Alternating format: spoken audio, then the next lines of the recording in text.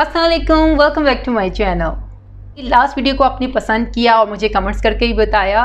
इन्हीं कमेंट्स में मुझे एक कमेंट्स दाऊद साकी की तरफ से आया कि हेयर फॉलिंग से रिलेटेड भी वीडियो बनाऊं। इसी टॉपिक के बारे में मैं ऑलरेडी सोच भी रही थी कि रेनिंग सीज़न हो और मानसून हो तो हेयर फॉलिंग ज़्यादा होना शुरू हो जाता है। तो आज की वीडियो में मैं आपको बताऊंगी कि हेयर फॉलिंग और हेयर लॉस को हम कैसे ख़त्म कर सकते हैं। लेकिन उससे पहले हमको उसके रीज़न और काजेज़ जानना बहुत ज़रूरी है कि किस रीज़न की वजह से हेयर फॉलिंग होता है। फर्स्ट रीज़न जो हो सकता है वो जेनेटिक भी हो सकता है आपकी फैमिली में बाल सर्टन एज पे जाके गिरना शुरू हो जाते हैं और कुछ एज में ऐसे होते हैं कि आपके बाल सर पे नहीं होते, तो जेनेटिक प्रॉब्लम भी हो सकता है। सेकंड, आपका प्योर न्यूट्रिशन हो सकता है, आप प्रॉपर डाइट नहीं ले रहे, क्रैश डाइट कर रहे हैं, तो हो सकता है आपकी बॉडी स्टार्वेशन मोड पे है। तो थर्ड, आपका मेडिकेशन हो सकता है कि आप किसी एंटीबायोटिक पे हैं, अगर आप किसी कोई मेडिकेशन ले रहे हैं तब भी आपकी हेयर फॉलिंग होती है। इसके अलावा हार्मोनल इम्बैलेंस होते हैं, ख़वातीन प्रेग्नेंट हों, प्रेगनेंसी के दौरान, ब्रेस्ट फीडिंग के दौरान हेयर फॉलिंग होती है।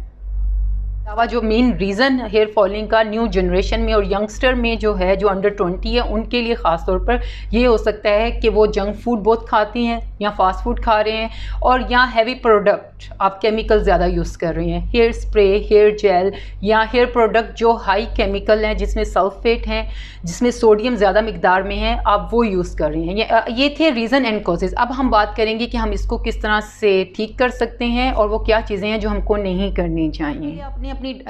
तो बालों को गिरने से बचाने के लिए सबसे पहले जो आपने अपनी डाइट का करना है चेंज, वो करना है कि सोडा निकाल देना है, फास्ट फूड निकाल देना है अपनी डाइट से, हाईली प्रोसेस्ड फूड, जैसे कोई भी पैकेट के फूड होते हैं वो प्रोसेस्ड फूड होते हैं, तो पैकेट की चीज़ें नहीं खानी। जो भी चीज़ें खानी है वो फ्रेश खानी है। और अगर आप मेरी तरह स्वीट टूथ हैं और आपको स्वीट अच्छी लगती है, मीठा आपको बहुत पसंद है, तो आप केक और पेस्ट्रीज़ और कैंडीज़ और कुकीज़ की बजाय फ्रेश फ्रूट खाएं। फ्रेश फ्रूट में स्वीट होता है नेचुरल, तो वो आपकी स्वीट क्रेविंग को ख़त्म करेगा। और सेकंड, आपने ज़्यादा गर्म पानी से बाल नहीं धोने हैं, बालों को वॉश भी कम से कम करें, डेली वॉश नहीं करें। डेली हेयर वॉशिंग से भी बाल गिरते हैं। आप हफ्ते में 3 या 4 दफ़ा हेयर वॉश करें। अगर आपके ऑयली बाल हैं तो 3 से 4 दफ़ा, और अगर आपके ड्राई बाल हैं तो 2 से 3 दफ़ा हेयर वॉश करना चाहिए। वॉश के साथ साथ आपने गीले बालों में कॉम्ब नहीं करनी, क्योंकि गीले बाल जो होते हैं वो ज़्यादा वीक होते हैं और वो टूट जाते हैं।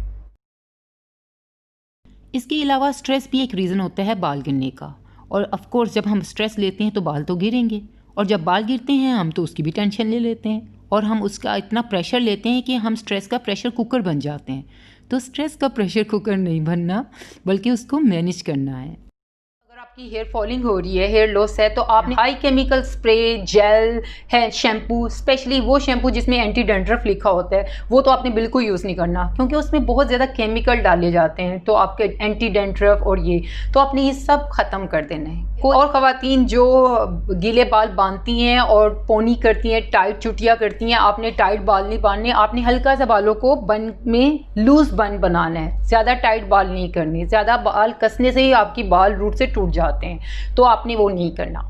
And don't starve yourself.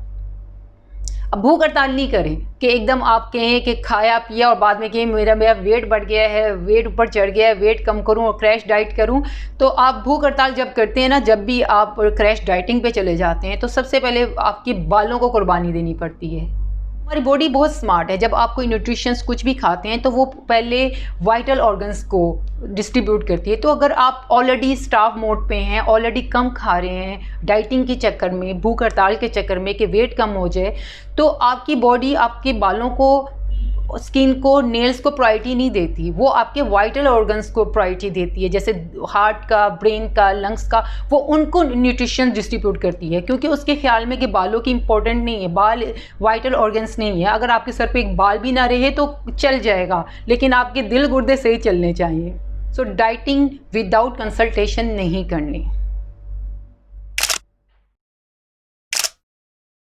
जो हेयर फॉल और हेयर लॉस का जो सबसे बड़ा सोल्यूशन है वो आपकी प्रॉपर डाइट है, बैलेंस डाइट।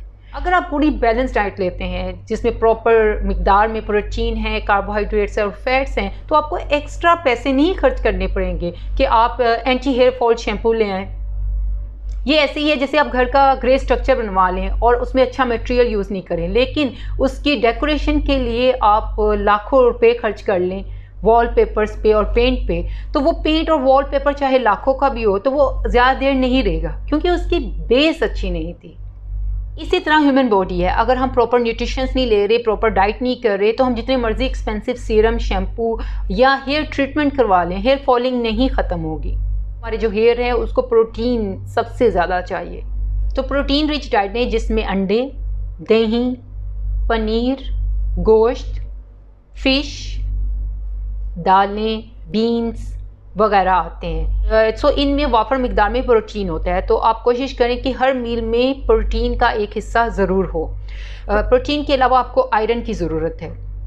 आयरन जो होता है वो डार्क ग्रीन लीफी वेजिटेबल्स में होता है और पालक में वाफर मिकदार में पाया जाता है। बस आयरन लेते हुए इस बात का ख्याल रहे कि जब आयरन लेते हैं तो आयरन के साथ विटामिन सी का लेना ज़रूरी है, क्योंकि without vitamin C iron observe नहीं होता बॉडी में।